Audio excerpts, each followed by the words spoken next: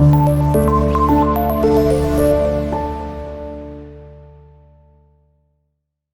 वालेकुम स्टूडेंट्स, आज की इस वीडियो में हम ग्रामर रूल और जो मैट्रिक्स इनवर्जन मेथड के क्वेश्चंस हैं उसका जो नेक्स्ट पार्ट है, ठीक है, उसको सॉल्व करते हैं, ठीक है, जो कि हम 5th पार्ट को और इसके अलावा 6th पार्ट को देखेंगे।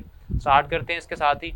तो जी बेटा, आपका जो क्वेश्चन नंबर 1 का 5th पार्ट है उसको हम देखते हैं। वो हमारे पास कुछ इस तरह से है, ठीक है। आपके पास दो इक्वेशंस गिवन है, 3x - 2y = 4 और इसके साथ हमें क्या गिवन है, -6x, ठीक है, +4y = 7। तो आपने करना क्या, पहले बेटा आपने फर्स्ट स्टेप में आप पहले ये आइडेंटिफाई करें कि आप इसको किस मेथड्स के साथ सॉल्व करने जा रहे हैं। आया कि आप इसको ग्रामर से सॉल्व करेंगे या क्वेश्चन की डिमांड के अकॉर्डिंग आप लिखेंगे, ठीक है। अब आपने करना क्या है, आपने इसको चेंज करना है ग्रामर मैट्रिक्स फॉर्म में, ठीक है। इन इक्वेशंस को आपने क्या करना है, मैट्रिक्स फॉर्म में लिखना है, ठीक है। तो आप पहले आप मेंशन कर दें कि आप इसको सॉल्व करने जा रहे हैं grammar suppose matrix inversion method से, मैट्रिक्स इनवर्जन मेथड। अब आप क्या करेंगे, अब आपने इसको कन्वर्ट करना बेटा किस फॉर्म में, आपने इसे कन्वर्ट करना है मैट्रिसेस फॉर्म के अंदर, इन इक्वेशंस को। तो आप यहाँ पे लिख दें बेटा, ठीक है।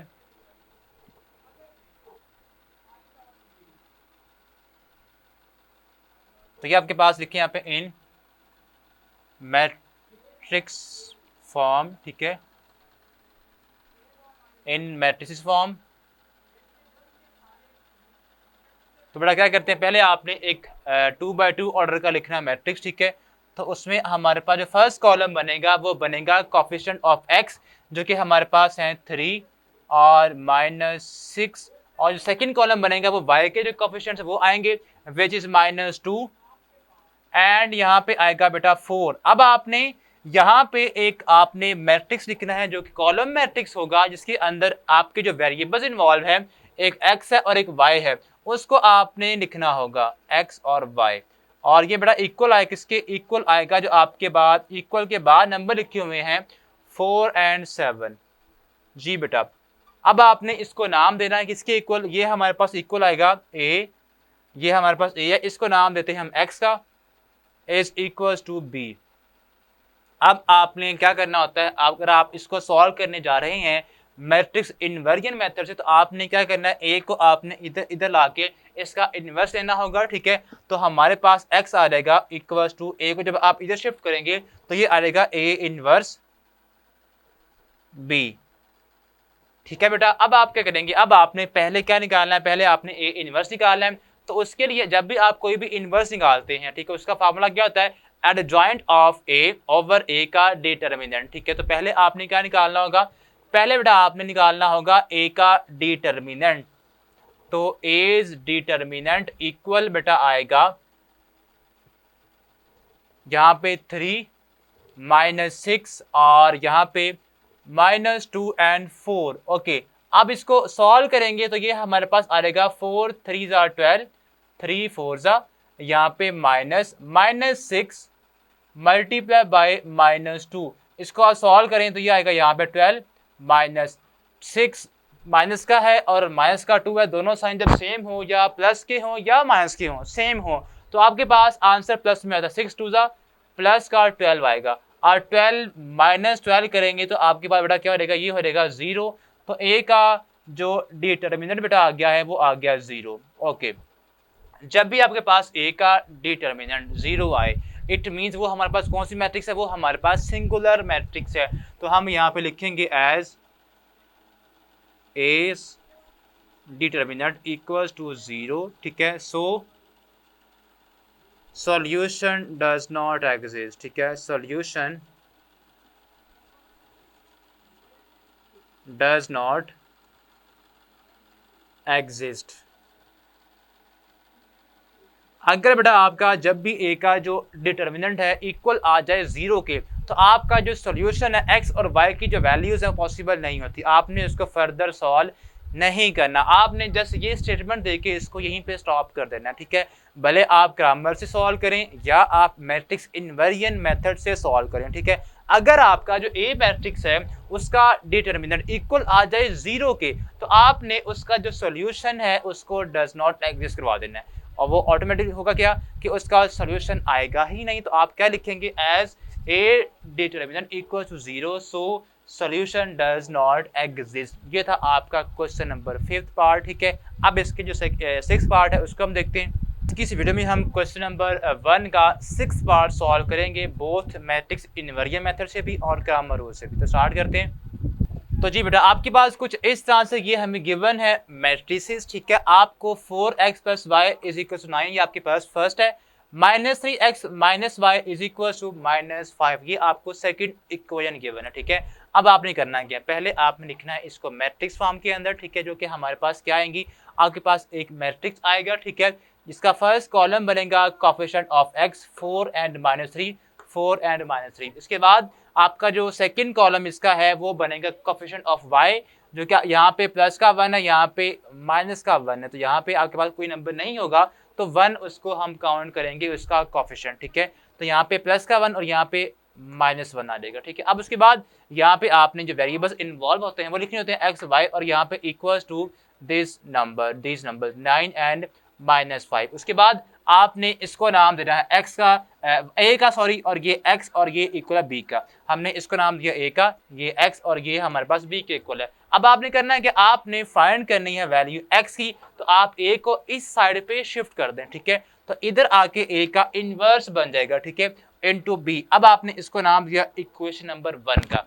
यहाँ पे हमारे पास b तो है, ये a इनवर्स हमारे पास अभी नहीं है, तो इसके लिए आपने पहले बेटा ए इनवर्स को फाइंड करना होगा, ठीक है। वो कैसे आएगा, उसका फार्मूला है adjoint of A over A का डिटर्मिनेंट। तो पहले आपने क्या निकालना होता है, पहले बेटा आपने इन दोनों में से ए का डिटर्मिनेंट निकालना होता है, ठीक है। तो ये आपके पास क्या आएगा, 4 -3 1 -1, ठीक है। आपने डायगोनल एंट्रीज को मल्टीप्लाई करना होता है। 4 को आप करेंगे -1 से मल्टीप्लाई, और यहाँ पे साइन आता है माइनस का, ठीक है, और -3 को आप 1 से करेंगे मल्टीप्लाई। तो इनको जब लिखेंगे -4 और यहाँ पे आएगा -3, जब बाहर माइनस है तो ये प्लस का हो जाएगा, तो -4 + 3 -1 बचेगा, जो कि हमारे पास वैल्यू है किसकी, ए डिटर्मिनेंट की। अब आपने क्या निकालना है, अब बेटा आपने एडजॉइंट निकालना है। तो आप सिंपल इसका जो एडजॉइंट है वो कैसे निकालते हैं, adjoint of A is equals to adjoint A हमारे पास बेटा है 4 -3 और यहाँ पे 1 और -1। ओके, अब आप जब भी एडजॉइंट निकालते हो तो क्या करते हैं, आपका जो मेन डायगोनल है उसकी आपने जगह चेंज करनी होती है नंबर्स की, ठीक है। तो आप बेटा करेंगे यहाँ से, ये जो 1 है आप -1 यहाँ पे आ जाएगा और 4 आपका यहाँ पे आ जाएगा, ठीक है। और आपका जो दूसरा डायगोनल है इनके आपने साइन चेंज करने होते हैं। तो ये आपके पास 1 प्लस का है, ये हो जाएगा माइनस का, और 3 आपका माइनस का है, ये हो जाएगा प्लस का। ओके, ये हमारे पास वैल्यू आ गई है एडजॉइंट ऑफ ए की। ओके, अब आपने जो फार्मूला है वहां पे दोनों जो वैल्यूज हैं एडजॉइंट की भी और डिटर्मिनेंट की भी वो पुट कर देनी है। तो ए इनवर्स हमारे पास इक्वल आ जाएगा, A inverse equals to adjoint हमारे पास है -1 and 3 और यहाँ पे -1 and 4। ओके, और ये इक्वल आएगा बेटा किसके, नीचे हमारे पास क्या आएगा, नीचे आएगा -1, तो ये हो जाएगा -1। अब अगर नीचे 1 हो तो आपने उससे कुछ भी नहीं करना, बट यहाँ पे है -1, तो आपका जस्ट क्या होगा, ऊपर जो आपके नंबर्स है उनके जस्ट साइन चेंज आप कर देंगे, ठीक है। जब भी नीचे -1 हो तो आपने जो ऊपर नंबर सारे हैं मैट्रिक्स के अंदर उनके साइन चेंज कर देने। तो ये हमारे पास आ जाएंगे प्लस का 1 यहाँ पे हो जाएगा, ये हो जाएगा -3, और यहाँ पे प्लस का 1 और ये -4 हो जाएगा। सो ये हमारे पास आंसर आ चुका है ए इनवर्स का। अब बेटा आपने करना क्या है, अब ये ए इनवर्स आपने पुट कर देना है इक्वेशन नंबर 1 में। तो आप सिंपल यहाँ पे लिखें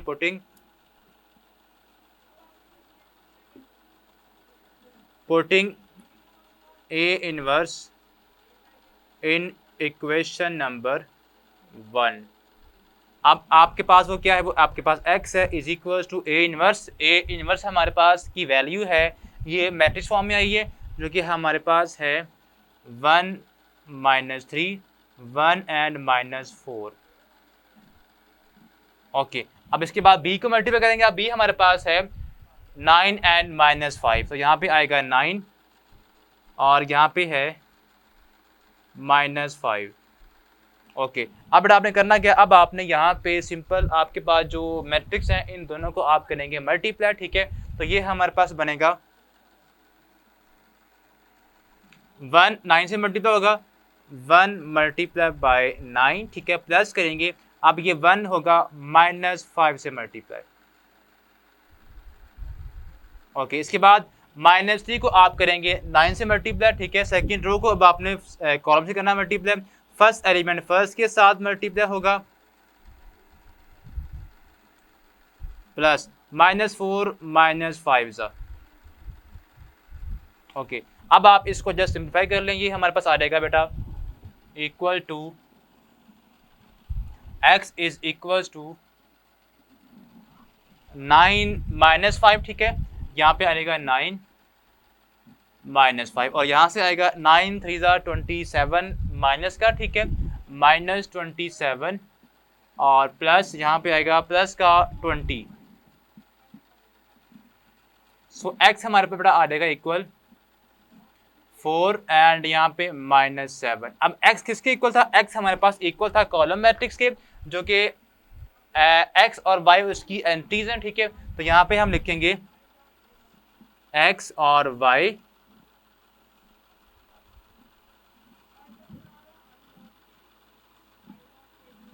इक्वल टू, यहाँ पे जब कोई भी दो मैट्रिक्स अगेन इक्वल हो तो फर्स्ट एलिमेंट फर्स्ट के इक्वल होता है और सेकंड, या आप सिंपली कह लें करस्पॉन्डिंग एंट्रीज इक्वल होती हैं। तो x आपके पास इक्वल होगा 4 के